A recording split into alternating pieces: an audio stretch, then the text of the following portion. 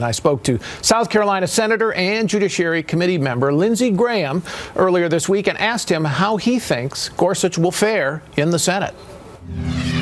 He's going to get approved. I could not think of a better pick if I were president myself. I think any Republican president would put him on top of their list. Outstanding choice, well qualified, should be confirmed, and hopefully without having to change the rules. Okay, now you were part of, a decade ago, a group of 14 senators who banded together of both parties to try to prevent a filibuster and approve judicial nominees. Now if, and there's a lot of talk among the Democrats about a filibuster, if they do filibuster, would you be prepared to vote to break one?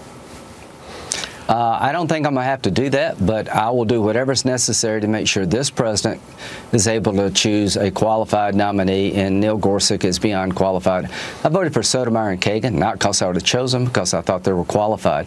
You know, the Gang of 14 agreement said you should reserve filibusters unless there's an extraordinary circumstance. Right. There's nothing extraordinary about this other than its qualifications. So you don't expect the Democrats to filibuster?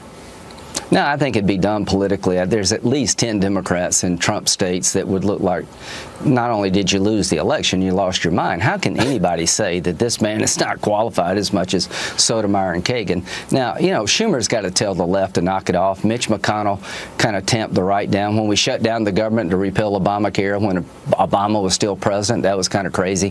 What they're doing is crazy, and hopefully they'll become more sane.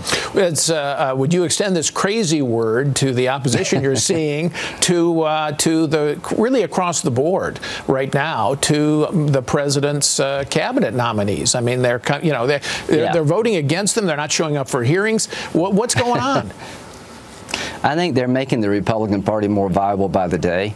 This is what's wrong with Washington. Trump won. I didn't support him. He's president. He deserves a cabinet. I voted for Sotomayor and Kagan and almost all of Obama's nominees because I thought that was my job as a senator, to give the person a qualified cabinet and Supreme Court picks. What they're doing is they're acting like the election didn't happen. They're driven by their base, and I think they're going to hurt the institution and hurt themselves, and they're certainly not being fair to President Trump. All right, let's turn to some